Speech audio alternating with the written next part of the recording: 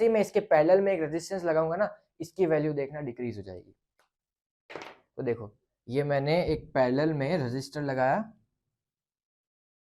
देखो डिक्रीज हुई। So hello and welcome back to physics. आज हमें लेक्चर 5 चालू करना है इलेक्ट्रिसिटी वाले चैप्टर का। इससे पहले हम 4 लेक्चर्स कर चुके हैं जिसमें हमने इस चैप्टर को ऑलमोस्ट कंप्लीट कर लिया है। ऑलमोस्ट मतलब 75% तक कंप्लीट हो गया है। इसके बाद में इस लेक्चर में हमने एक इस चैप्टर की सबसे इंपॉर्टेंट एस्पेक्ट देखनी है, फिर इस चैप्टर का सबसे इंपॉर्टेंट टॉपिक देखना है, ठीक है। और उसके बाद में अगले लेक्चर में हमें एक दो टॉपिक देखने और उसके साथ में क्वेश्चन प्रैक्टिसिंग करनी। तो इसके बाद में एक और लेक्चर आएगा इस चैप्टर से रिलेटेड। उसके बाद में हम हमारा नया चैप्टर चालू करेंगे जो कि at last almost last chapter है, magnetic effect of electric current, ठीक है। सो स्टार्ट करते हैं हमारे लेक्चर से। आज का लेक्चर बहुत ही इंपॉर्टेंट है क्योंकि इसमें बहुत ही इंपॉर्टेंट एस्पेक्ट समझाएंगे या फिर समझेंगे हम रियल लाइफ डेमोन्स्ट्रेशन के साथ में, और अच्छे अच्छे जरियों से या फिर और अच्छे अच्छे एस्पेक्ट से या फिर और अच्छे अच्छे नजरियों से, है ना। सो स्टार्ट करते हैं हमारे लेक्चर से। आज का हमारा जो टॉपिक है वो है कॉम्बिनेशन ऑफ रजिस्टर। हमने रजिस्टर तो देख लिया पिछले लेक्चर में कि रजिस्टर क्या होता है, रेजिस्टेंस क्या होता है, कि it is the opposition to the flow of electron. भैया कोई आसानी से जा रहा है उसको रोकने का काम करते हैं ना रजिस्टर। तो ये होती है रेजिस्टेंस मेरे पास में, बेसिकली वो जा रहा है इलेक्ट्रॉन आसानी से, उसको आसानी से जाने नहीं देते, वो होती है रेजिस्टेंस। कौन प्रोवाइड करता है? वो कंडक्टर या फिर जो भी मटेरियल जिससे वो इलेक्ट्रॉन फ्लो हो रहे, वो होते हैं मेरे पास में रेजिस्टर या फिर एक एस्पेक्ट या फिर एक फिनोमिना दैट इज रेजिस्टेंस। फिर हमने रेजिस्टेंस के बेसिस पे एक एस्पेक्ट देखा था कि रेजिस्टेंस कैसे कैसे मटेरियल्स पे डिपेंड करती है या फिर कैसे कैसे एस्पेक्ट पे डिपेंड करती है। हमारे पास में एक फॉर्मूला आया था R is equal to rho L upon A, जिसमें रो था रेजिस्टिविटी, एल था लेंथ ऑफ द कंडक्टर और ए था एरिया ऑफ क्रॉस सेक्शन, ठीक है। सो ये सारी चीजें हमने देख ली है ना। रेजिस्टिविटी क्या होती है? वो मटेरियल पे डिपेंड करती है किस चीज से बना हुआ है, किस तरीके से बना हुआ है, मतलब क्या टाइप है, नाइक्रोम है, क्रोम कॉपर है ना। तो वो किस चीज से बना होता है उस पर डिपेंड करती है।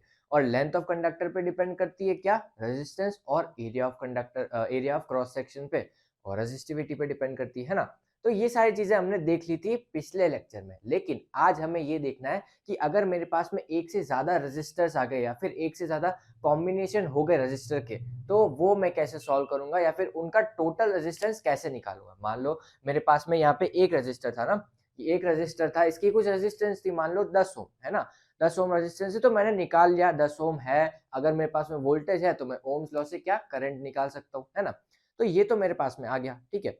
लेकिन अगर मेरे पास में एक से ज्यादा आ जाए, तो यहाँ पे 10 ओम का आ जाए एक और 10 ओम का निकाल दूं तो मैं, तो क्या होगा, है ना। तो वो एस्पेक्ट हम देखेंगे और कैसे कैसे कॉम्बिनेशन कर सकते हैं हम अलग अलग रजिस्टर को कंबाइन करके, अलग अलग तरीके से कंबाइन करके, वो देखेंगे। और उनका इक्विवेलेंट रेजिस्टेंस कैसे निकालते हैं वो देखेंगे, ठीक है। ये बहुत ही इंपॉर्टेंट है। अगर आप ट्वेल्थ में भी जाओगे तो उसमें भी बहुत इंपॉर्टेंट रोल प्ले करता है ये टॉपिक। करंट इलेक्ट्रिसिटी में 12th क्लास में और 10th क्लास में भी बहुत इंपॉर्टेंट है। इससे रिलेटेड अच्छे खासे क्वेश्चंस पूछे जाते हैं, है ना। और मैं आपको ये भी बताऊंगा कि ये ए मीटर को कैसे लगाते हैं और वोल्ट मीटर को कैसे लगाते हैं, है ना। तो ये सारी रामायण खत्म करते हैं, हमारा लेक्चर चालू करते हैं। स्टार्ट करते हैं हमारे लेक्चर से आराम से, चलो। Chapter 8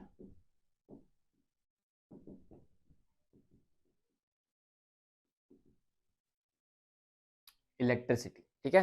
electricity.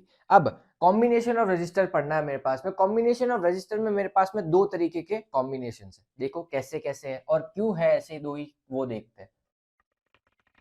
Combination of register, अब कंबाइन करना है हमको, तो हम देखते हैं हम किस किस तरीके से कंबाइन कर सकते हैं, है ना।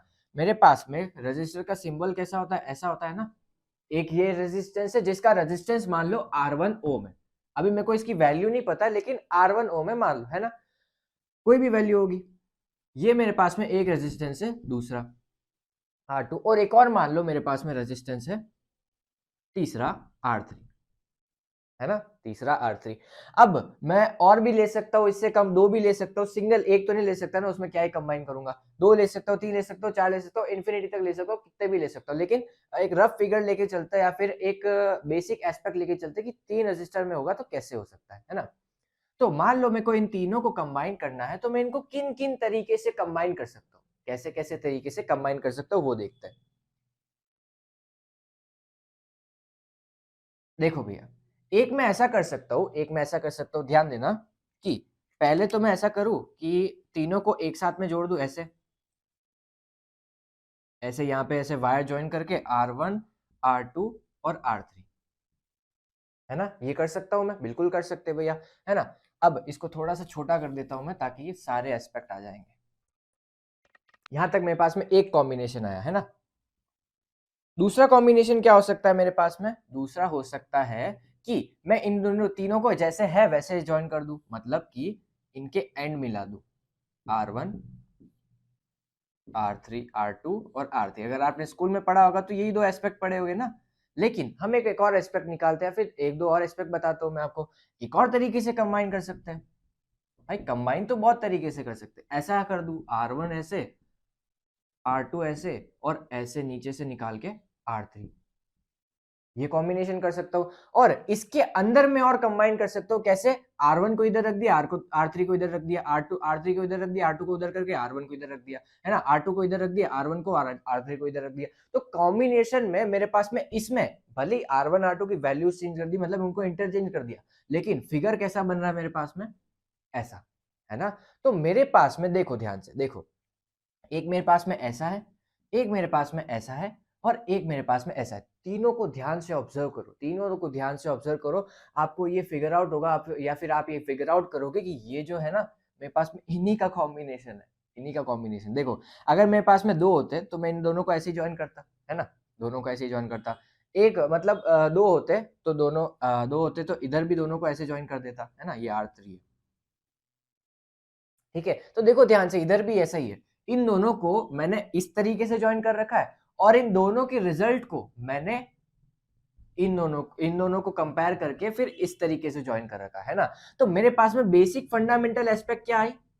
ये दोनों, है ना। बेसिक फंडामेंटल एस्पेक्ट क्या आई? ये दोनों, वो इन दोनों का रूप है, मतलब ये दोनों मम्मी पापा और ये इन दोनों का बच्चा है। तो इन दोनों, इसमें इन दोनों के गुण है, मतलब इन दोनों की गुड गुड एस्पेक्ट है या फिर बैड एस्पेक्ट है, जो जो भी है ना।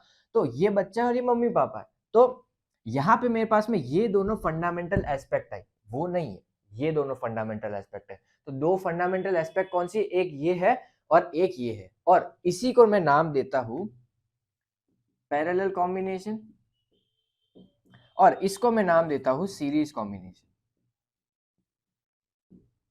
नाम ही सजेस्ट कर रहा है। देखो पैरेलल में कैसे ये तीनों आपस में पैरेलल है ना, और सीरीज में कैसे एक के बाद एक लगा रखे हैं, तो वो सीरीज हो गया। तो दो तरीके के कॉम्बिनेशन आते हैं मेरे पास में, मेजरली सीरीज कॉम्बिनेशन और पैरेलल कॉम्बिनेशन, और बाकी के जो भी टाइप बनते हैं ना वो इन दोनों को मिक्स करके बनते हैं। देखो ये दोनों आपस में सीरीज है और इन दोनों का जो रिजल्ट है वो इसके पैरेलल में है ना। तो फंडामेंटल एस्पेक्ट मेरे पास में क्या आई? दो, एक है सीरीज कॉम्बिनेशन और एक है पैरेलल कॉम्बिनेशन। अब हम ये निकालते हैं कि सीरीज कॉम्बिनेशन में इक्विवेलेंट रेजिस्टेंस कैसे निकालेंगे और पैरेलल में कैसे निकालेंगे। यहाँ पे देखो, यहाँ पे ये R1 है, R2 है, R3, मान लो मेरे को इन दोनों पॉइंट के बीच में रेजिस्टेंस निकालना होता तो कैसे निकालता, वो करते हैं अपन, है ना। तो और यहाँ पे निकालना होता तो कैसे करते हैं, वो करते हैं, ठीक है। सो स्टार्ट करते हैं हमारे इस कॉम्बिनेशन से, पैरेलल और सीरीज। सबसे पहले हम सीरीज से करते हैं ताकि आपको थोड़ा इजी पड़ेगा, है ना। चलो, पहला क्या है मेरे पास में? सीरीज में मैं तीन लेता हूँ, है ना, तीन रजिस्टर लेते हैं, दो भी ले सकते हैं और भी ज्यादा ले सकते हैं, लेकिन एक मैथमेटिकल एक्सप्रेशन निकालने के लिए कितने ले रहे हैं? तीन ले रहे हैं, ठीक है। तो अब देखो, यहाँ पे मेरे पास में एक रजिस्टर है R1, दूसरा रजिस्टर है R2 और तीसरा रजिस्टर है R3, ठीक है। इन तीनों को मैंने कंबाइन कर रखा है बैटरी से, बैटरी या फिर सेल जो भी है, जिसका पोटेंशियल डिफरेंस कितना है? V, ठीक है, जिसका पोटेंशियल डिफरेंस कितना है? V। यहाँ तक आई बात समझ में? इसका पोटेंशियल डिफरेंस है V। अब मान लो इधर से करंट कितना फ्लो हो रहा है? I करंट फ्लो हो रहा है ना। यहाँ से करंट कितना फ्लो हो रहा है? I करंट फ्लो हो रहा है। अब मैं यहाँ पे देखो, ध्यान से आप ऑब्जर्व करना कि इधर यहाँ पे एकदम से अगर मेरे पास में सर्किट नहीं होता और करंट फ्लो नहीं हो रहा होता तो मैं रेजिस्टेंस निकालता कैसे? इन तीनों को कंबाइन कर दिया, ठीक है, कंबाइन कर दिया, है ना, कंबाइन कर दिया। इनका रेजिस्टेंस कैसे निकालूंगा? इसमें करंट फ्लो करवाऊंगा तभी तो मुझे रेजिस्टेंस पता चलेगा, है ना। तो देखो यहाँ पे पोटेंशियल कितना है? V, ठीक है, यहाँ पे पोटेंशियल कितना है? V। अब यहाँ पे करंट जा रहा है, मान लो I1, सॉरी I, है ना। अब मान लो इस करंट को ऐसे समझो कि नदी में पानी पानी बह रहा है है ना, नदी में पानी बह रहा है, ठीक है, नदी में पानी बह रहा है, नदी में पानी बह रहा है, नदी में पानी बह रहा है, नदी के बीच में मान लो ऐसा समझ लो कि नाला आया, है ना, नाला आया, नाले में पानी गया, है ना, नाले में पानी गया, और फिर आगे गया, वापस से नदी आ गई, एक बड़ा सा एरिया हो गया, फिर वहां पे भी पानी गया, आगे एक और नाला आ गया, है ना। तो पानी का फ्लो, पानी का अमाउंट चेंज नहीं हो रहा है ना, पानी का अमाउंट चेंज नहीं हो रहा, नाला आ रहा है, नदी आ रही है, कोई भी आ रही, गाड़ी आ रहा है, गधा आ रहा है, लेकिन पानी का फ्लो चेंज नहीं हो रहा, पानी इधर उधर डिस्ट्रीब्यूट नहीं हो रहा है ना। तो करंट की वैल्यू जो है वो इधर भी सेम रहेगी, इधर भी सेम रहेगी और इधर भी सेम रहेगी, क्योंकि मान लो ये नदी है, ये नाला है, ये नदी है, वापस आगे कोई भी आ रहा है, उससे मुझे कोई लेना देना नहीं है ना। देखो इधर फ्लो ऑफ चार्ज सेम है, इधर फ्लो ऑफ चार्ज सेम है, इधर फ्लो ऑफ चार्ज सेम है। फ्लो ऑफ चार्ज क्या होता है? फ्लो मतलब करंट क्या होता है? Flow of rate of flow of charge, है ना।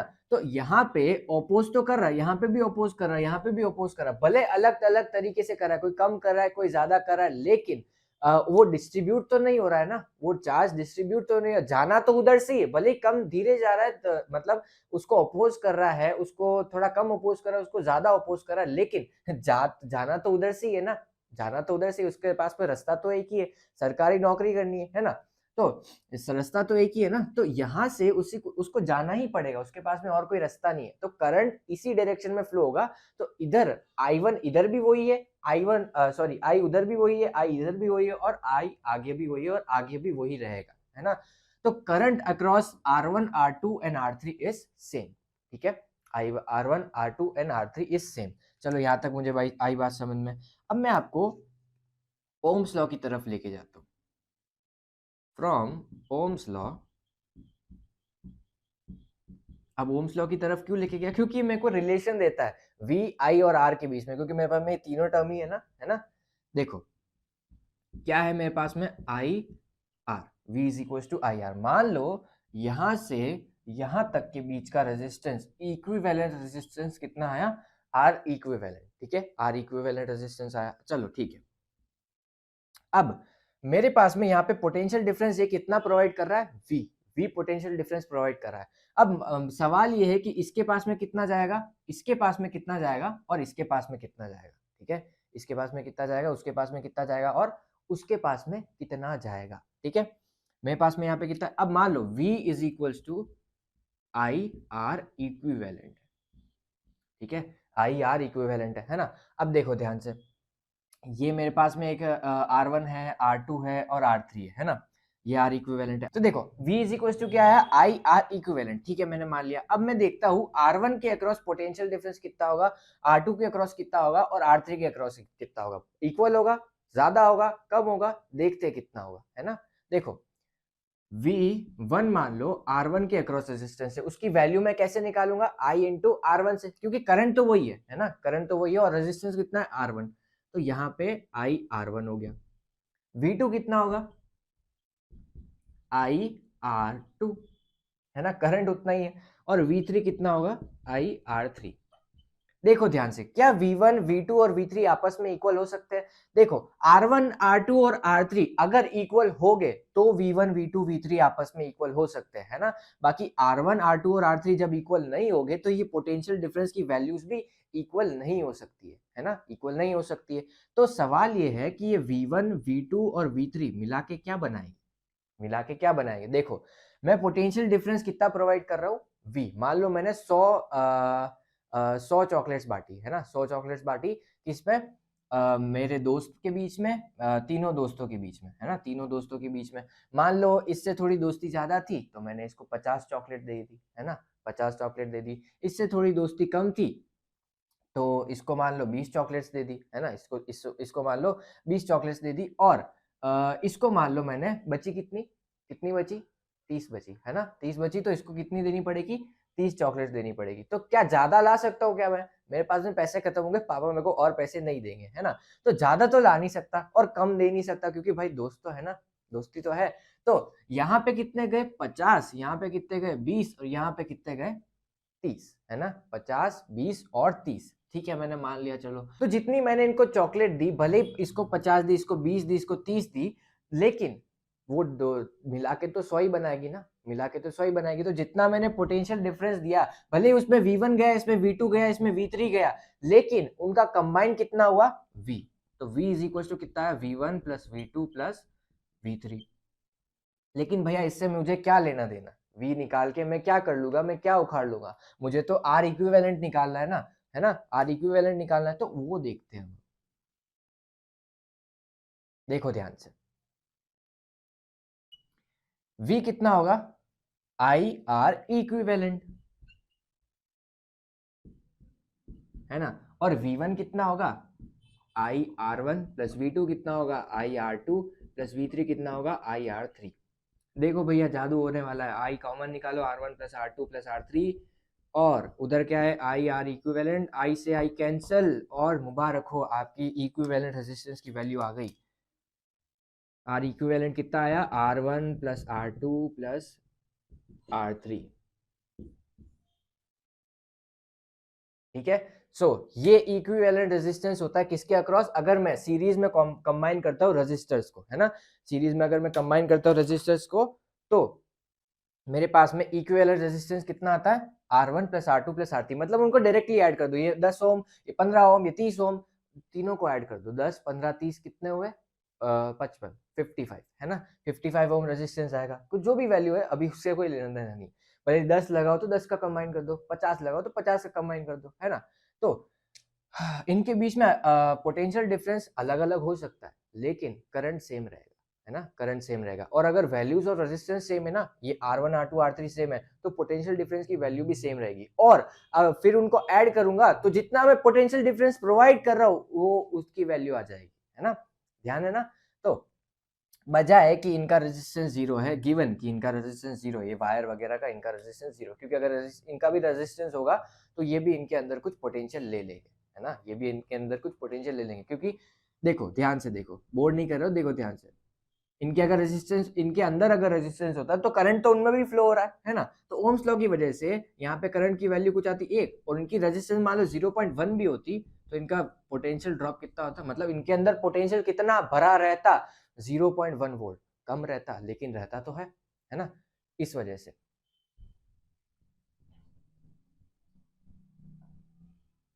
तो रेजिस्टेंस और सीरीज कितना आया, R1 plus R2 plus R3, ठीक है, चलो ठीक है।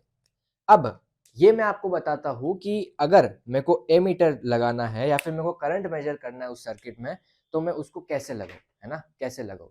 देखो ध्यान से, मेरे पास में एक सर्किट है, यहाँ पे बना देता हूं मैं, मेरे पास में एक सर्किट है, ये R1 रेजिस्टेंस है और ये सर्किट में करंट फ्लो हो रहा है, ठीक है, मेरे को इसमें करंट को मेजर करना है। देखो कैसे लगा सकता हूँ, इसके अक्रॉस है ना, इसके अक्रॉस करंट को मेजर करना है, तो इधर लगा दो भैया, इधर लगा दो, क्या फर्क पड़ रहा है, नहीं गलत हो आप, या फिर मैं गलत हूं, क्यों, क्योंकि देखो अगर इधर मैं लगा दूंगा तो करंट इसमें भी चला जाएगा और इसमें भी चला जाएगा, तो मुझे इधर करंट की वैल्यू क्या मिलेगी, जो इसके ए मीटर के पास जा रही है, रेजिस्टेंस के पास जा रही है, वो मेरे को वैल्यू नहीं मिलेगी, है ना, तो मैं इसको पैरेलल नहीं लगा सकता, ये पैरेलल ही है ना, देखो, तो मैं ए मीटर को पैरेलल नहीं लगा सकता, देखो कैसे लगाऊंगा, ऐसे लगा दो भैया, सीरीज में साथ में लगा दो, क्योंकि इसके पास में जो जाएगा वो इसके पास में जाएगा, है ना, नदी भले ए मीटर से जाएगी, भले ही वो पानी भले ए मीटर से जाएगा, भले ही वो रेजिस्टर से जाएगा, लेकिन जाएगा तो उतना ही ना, तो करंट इसके अक्रॉस भी सेम रहेगा और इसके अक्रॉस भी सेम रहेगा, तो मुझे एक्यूरेट वैल्यू मिलेगी जो उस रेजिस्टेंस में फ्लो हो रही है करंट की वैल्यू, ठीक है। सो ये मेरे पास में था सीरीज कॉम्बिनेशन, अब हम चलते हैं आगे पैरेलल कॉम्बिनेशन पे। उससे पहले मैं आपको एक और चीज बता देता हूँ सीरीज से रिलेटेड, सीरीज कॉम्बिनेशन से रिलेटेड। देखो ये तो ठीक है, चलो मैंने मान लिया, ठीक है। अब मैं आपको एक ऐसी चीज बताता हूँ कि मैंने रजिस्टर को कंबाइन किया, है ना, एक और एस्पेक्ट देखो, एक और एस्पेक्ट देखो, या फिर थोड़ा अच्छे से सोचो, मैंने रजिस्टर को कंबाइन किया, इधर क्या हो रहा है, देखना इधर क्या हो रहा है, R1 plus R2 plus R3, जितना ऐड करोगे उतना बढ़ता जाएगा रेजिस्टेंस, है ना, देखना, मान लो मैं इधर सर्किट से 4 इलेक्ट्रॉन्स भेज रहा था, या फिर उधर से आ रहे थे, उससे अभी मेरे को कोई लेना देना डायरेक्शन से, है ना, 4 इलेक्ट्रॉन्स भेजे मैंने, है ना, 4 इलेक्ट्रॉन्स भेजे मैंने, ये 4 इलेक्ट्रॉन इधर से भी टकराएंगे, इधर से भी टकराएंगे और इधर से भी टकराएंगे, क्योंकि ये भी रेजिस्टेंस प्रोवाइड कर रहा है, ये भी रेजिस्टेंस प्रोवाइड कर रहा है, ये भी रेजिस्टेंस प्रोवाइड कर रहा है ना। मान लो इसमें 4 गैप थी, इसमें 4 गैप थी, इसमें 4 गैप थी, to allow the electrons to move freely, है ना, बाकी इसके अंदर के एटम्स इसको रेजिस्ट करेंगे, तो इधर भी रेजिस्टेंस प्रोवाइड हो रहा है, इधर भी रेजिस्टेंस प्रोवाइड हो रहा है, इधर भी रेजिस्टेंस प्रोवाइड हो रहा है, तो इसकी वजह से इसका रेजिस्टेंस ओवरऑल इंक्रीज हो जाता है, क्योंकि ये भी एड अप कर रहा है, ये भी एड अप कर रहा है, ये भी एड अप कर रहा है। भैया उसके पास में इधर भी और हर्डल आ गया, आगे गया, थोड़ा सक्सेस मिली, फिर और हर्डल आ गया, है ना, तो इस वजह से मेरे पास में इसका रेजिस्टेंस इंक्रीज हो जाता है। और देखो एक और तरीका बताता हूँ, इसकी मान लो लेंथ थी एल, है ना, इसकी मान लो लेंथ थी L2, इसकी L1 मान लो, है ना, इसकी L3, ठीक है, तो इधर L1 और कंबाइन हुआ, इधर L2 और कंबाइन हुआ, इधर और L3 और कंबाइन हुआ, तो वो लेंथ बढ़ गई ना, तो रेजिस्टेंस तो बढ़ता ही है ना, R is equal to rho L upon है, तो लेंथ बढ़ी तो रेजिस्टेंस बढ़ गया, है ना। तो ये था मेरे पास में एक और कॉन्सेप्ट जिससे हम सीरीज को समझ सकते हैं, पैरेलल को समझाते हैं। पैरेलल कॉम्बिनेशन में क्या होगा, अभी देखा था हमने, अगर मैं रेजिस्टेंस को ऐसे लगा दूं, R1 R2 और R3,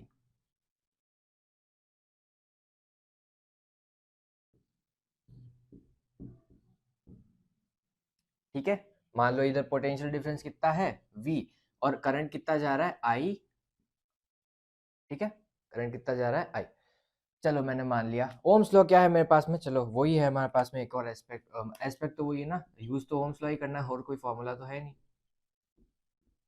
मान लो इसके एंड के अक्रॉस कितना रेजिस्टेंस आया, R इक्विवेलेंट, है ना, इसके एंड के अक्रॉस कितना रेजिस्टेंस आया, R इक्विवेलेंट, ठीक है, मुझे इसी की वैल्यू निकालनी, कंबाइन करके देखते हैं, है ना। देखो ध्यान से, मान लो इधर से करंट जा रहा है I, इधर से करंट जा रहा है I, ये मेरे पास में एक नदी है, वही नदी, मान लो नदी का कॉन्सेप्ट ये है ना, नदी जा रही है, ये देखो यहाँ पे आई, तो ऐसे डिस्ट्रीब्यूट नहीं होगी, है ना, मान लो मेरे पास में नदी आ रही है, आगे 3 नाले, तो वो पानी इधर भी जाएगा, इधर भी जाएगा, इधर भी जाएगा। अब इधर अमाउंट मेरे पास में जितना दे रहा हूं वो डिस्ट्रीब्यूट हो रहा है तीनों में, इधर कुछ जा रहा है, इधर कुछ जा रहा है, इधर कुछ जा रहा है, और वो तीनों मिला के क्या बनाएंगे, वो पूरा अमाउंट, है ना। तो मान लो इधर से मैं करंट दे रहा था I अमाउंट का, तो वो इधर डिस्ट्रीब्यूट हुआ I1 में, इधर डिस्ट्रीब्यूट हुआ I2 में, और इधर डिस्ट्रीब्यूट किसमें हुआ, I3 में, है ना। तो I कितने के इक्वल होगा, जितना दिया, जितना अमाउंट डिस्ट्रीब्यूट हो रहा है उसी के इक्वल होगा ना। तो करंट की वैल्यू कितनी है, I is equal to I1 plus I2 plus I3, ठीक है। अब एक एक करके इन तीनों की वैल्यू निकालते हैं, क्योंकि वो मेरे को रेजिस्टेंस की टर्म में एक वैल्यू दे देगी, है ना। तो I की क्या वैल्यू होगी,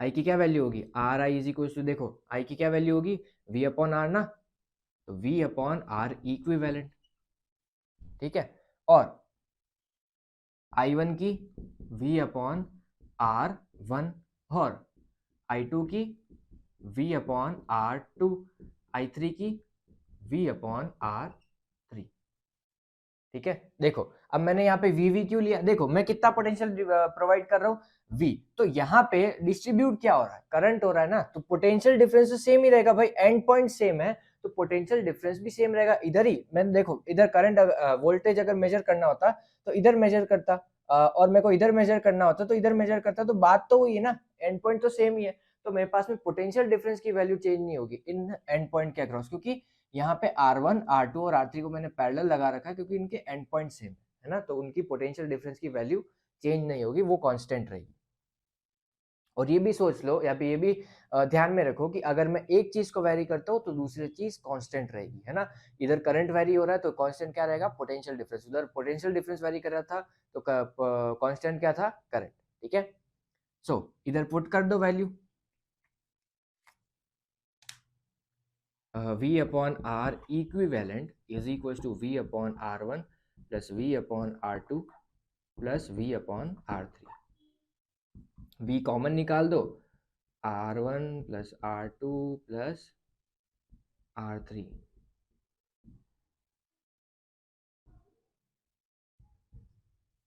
V से V कैंसिल, वापिस से जादू हुआ और मेरे पास में R इक्विवेलेंट की वैल्यू आ गई।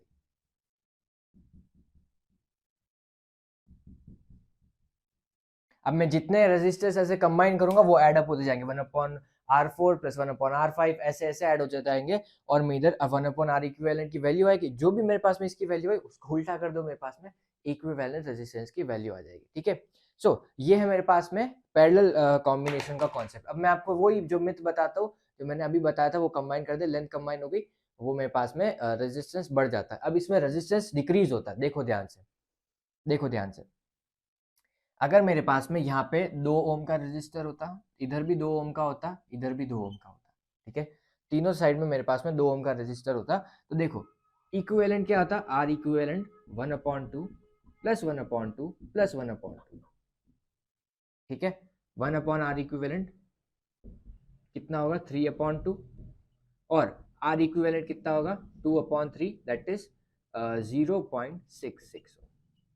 ठीक है, तो कॉम्बाइंड रेजिस्टेंस, इन तीनों का कॉम्बाइंड रेजिस्टेंस इनके इंडिविजुअल वैल्यू से भी कम आ रहा है, देखो 0.66 आ रहा है ना।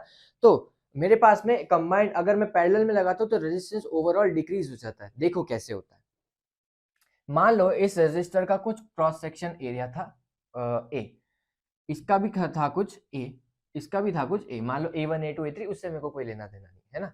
इधर से करंट आया I1, इधर से I2 और इधर से I3, ठीक है। मान लो ये इसको अलाउ कर रहा था इलेक्ट्रॉन्स को थोड़ा कम, इधर इधर भी थोड़ा कम, इधर भी थोड़ा कम, लेकिन ध्यान से देखो इधर कितना आ रहा है आई, ये I1 इधर डिस्ट्रीब्यूट हुआ, I2 इधर डिस्ट्रीब्यूट हुआ, I3 इधर डिस्ट्रीब्यूट हुआ, तो I1 I2 और I3 को तीनों करंट्स को अलग अलग पाथ मिल गए, है ना, अलग अलग पाथ मिल गए। और इधर देखो ध्यान से, इधर क्रॉस सेक्शन एरिया है, इधर भी क्रॉस सेक्शन एरिया है और इधर भी क्रॉस सेक्शन एरिया। देखो मैंने क्या किया, मैंने एरिया इंक्रीज कर दिया ओवरऑल, इधर A1 A2 और A3 तीनों को एरिया को कंबाइन कर दो और I1 अभी भी I1 ही सॉरी I करंट ही आ रहा है, उसमें क्या हुआ था इधर से आया आगे और वही क्रॉस सेक्शन एरिया, लेकिन करंट की वैल्यू क्या है I, इधर मैंने तीनों भागों में डिवाइड कर दिया और उनको एरिया एक एक एरिया दे दिया, है ना, एक एक एरिया दे दिया, मतलब काम करने के लिए फिर आगे बढ़ने के लिए, इधर A1 दिया, इधर A2 दिया, इधर A3 दिया और करंट मैंने डिस्ट्रीब्यूट कर दिया, तो उसके अंदर करंट की वैल्यू डिक्रीज हो गई और मेरे पास में एरिया बढ़ गया, मतलब एरिया बढ़ गया ताकि मैं आसानी से जा सका उसमें, करंट मतलब करंट आसानी से फ्लो हो सका, चार्ज आसानी से फ्लो हो सका, तो मैंने एरिया को इंक्रीज कर दिया ओवरऑल, या फिर ऐसे ऑब्जर्व करो तो मैंने एक तरीके से एरिया को इंक्रीज किया, है ना। यहाँ पे आई जा रहा था, यहाँ पे I1 डिस्ट्रीब्यूट हुआ, यहाँ पे I2 डिस्ट्रीब्यूट हुआ, यहाँ पे I3 डिस्ट्रीब्यूट हुआ, यहाँ पे A1 एरिया, यहाँ पे A2 एरिया, यहाँ पे A3 एरिया, लेकिन यहाँ पे करंट कितना आ रहा था I, है ना, यहाँ पे करंट I आ रहा था और वो डिस्ट्रीब्यूट हुआ तीनों चीजों में, और लेकिन एक को A1 एरिया मिल गया, एक को A2 एरिया मिल गया, एक को A3 एरिया मिल गया, तो वो करंट डिस्ट्रीब्यूट होगा, उसको पाथ मिल गया एक तरीके से जाने का, है ना। सो ये होता है मेरे पास में पैरेलल कॉम्बिनेशन में।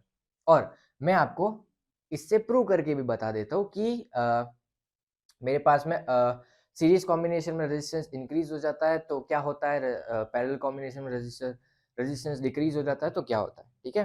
सो अच्छा, एक और सवाल कि मैं वोल्ट मीटर को कैसे लगाऊं, मेरे को अगर पोटेंशियल डिफरेंस मेजर करना है तो क्या क्या तरीके हैं, क्या क्या तरीके मेरे पास में, एक तो सीरीज में और एक पैरेलल में, है ना। तो अगर मैं सीरीज में लगाता हूँ और अगर मैं एक पैरेलल में लगाता हूँ तो क्या डिफरेंस आ सकता है, देखो ये मेरे पास में एक सीरीज में लगा है और वो मेरे पास में पैरेलल में लगा है। पैरेलल में क्या था, पोटेंशियल डिफरेंस सेम था, तो अगर मेरे पास में यहाँ का पोटेंशियल डिफरेंस मेरे को मेजर करना है तो मैं इसको पैरेलल में लगाऊंगा, क्योंकि यहाँ पे एंड पॉइंट सेम है तो इसका पोटेंशियल और इसका पोटेंशियल सेम मेजर होगा, तो इस वजह से मैं वोल्ट मीटर को पैरेलल में लगाना चाहता हूँ या फिर पैरेलल में लगा सकता हूँ। और सीरीज में लगाऊंगा तो ये अपना पोटेंशियल लेगा और उधर कुछ और पोटेंशियल चला जाएगा, तो मैं पोटेंशियल डिफरेंस एक्यूरेटली मेजर नहीं कर पाऊंगा, है ना। तो मैं वोल्ट मीटर को पैरेलल में लगाता हूँ हमेशा जब मेरे को किसी भी कंपोनेंट का पोटेंशियल डिफरेंस मेजर करना होता है। तो ए मीटर को लगाते हैं सीरीज में और वोल्ट मीटर को कैसे लगाते हैं, पैरेलल में, ठीक है। सो अभी वैल्यू मेरे पास में क्या आ रही है, अभी मेरे पास में वैल्यू क्या आ रही है, जो भी आ रही है मेरे पास में देखना है ना, इसकी वैल्यू देखना और इसकी वैल्यू देखना। अगर मैं इसके पैरेलल में कुछ रेजिस्टेंस लगा देता हूँ, अगर मैं इसके पैरेलल में कुछ रेजिस्टेंस लगा देता हूँ तो देखना इसकी R1 वैल्यू, इसकी R2 वैल्यू, तो ओवरऑल इसकी रेजिस्टेंस की वैल्यू डिक्रीज हो जाएगी, है ना। तो अगर मेरे पास में यहाँ पे पोटेंशियल डिफरेंस पहले V आ रहा था जिसकी वैल्यू I R इक्विवेलेंट से लिख रहा था मैं, जो भी इसकी R इक्विवेलेंट की वैल्यू थी, और अब क्या हुआ, इस रेजिस्टेंस की वैल्यू डिक्रीज हो गई, लेकिन करंट तो वही फ्लो हो रहा है ना, करंट तो वही फ्लो हो रहा है, लेकिन मैंने रेजिस्टेंस को इंक्रीज डिक्रीज किया इसके अक्रॉस, करंट तो वही फ्लो हो रहा है अभी। तो अगर मैं रेजिस्टेंस को डिक्रीज कर दूंगा तो वोल्टेज भी डिक्रीज हो जाएगा। तो जैसे ही मैं इसके पैरेलल में एक रेजिस्टेंस लगाऊंगा ना, इसकी वैल्यू देखना डिक्रीज हो जाएगी। तो देखो, ये मैंने एक पैरेलल में रेजिस्टर लगाया,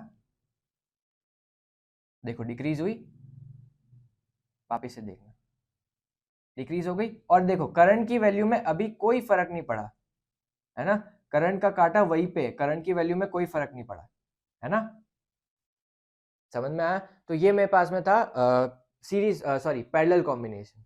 अब मैं सीरीज का बताता हूँ आपको। सीरीज में क्या होता है, वोल्टेज बढ़ जाता है ना, वोल्टेज बढ़ जाता है। देखो सीरीज में क्या, सॉरी सीरीज में क्या होगा, रेजिस्टेंस बढ़ जाएगा। तो अगर इधर रेजिस्टेंस बढ़ गया तो वोल्टेज भी बढ़ना चाहिए। तो अगर मैं इसको सीरीज में लगाऊंगा ना तो इसका वोल्टेज बढ़ जाएगा। अभी देखो क्या आ रही वैल्यू, अप्रोक्सीमेटली 3.5। तो अभी देखना, ये देखो, है ना,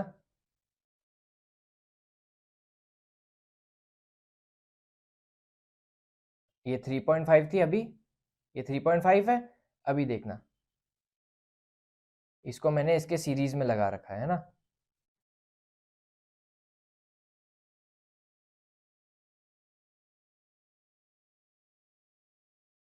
ये आगे, ये देखो आगे चली गई, है ना। तो अगर मैं सीरीज में लगाता हूँ तो पोटेंशियल डिफरेंस इंक्रीज हो जाता है ना, उस एंड पॉइंट्स के अक्रॉस, है ना। अभी तक के लिए ये सारा समझ में आया कि सीरीज में लगाते हैं तो पोटेंशियल डिफरेंस इंक्रीज हो जाता है, पैरेलल में लगाते हैं तो पोटेंशियल डिफरेंस डिक्रीज हो जाता है। ये हमें इंडिकेट करता है कि रेजिस्टेंस इंक्रीज और डिक्रीज हो रहा है, सीरीज में इंक्रीज हो रहा है और पैरेलल में डिक्रीज हो रहा है, ताकि हमें पता चल रहा है कि पोटेंशियल डिफरेंस कैसे वैरी कर रहा है, ताकि हम बता सक रहे हैं कि रेजिस्टेंस में क्या क्या वेरिएशन आ रहा है ना। यही था आज के लेक्चर में। अगले लेक्चर में हम मिलेंगे heating effect of electric current और पावर के साथ में, और क्वेश्चन प्रैक्टिसिंग लेक्चर्स के साथ, क्वेश्चंस के साथ में, है ना। सो चलते हैं अब हम, पढ़ाई करते रहो, बहुत अच्छी होती है पढ़ाई, पढ़ाई करना घर वालों को बहुत अच्छा लगता है, ठीक है, चलो बाय बाय।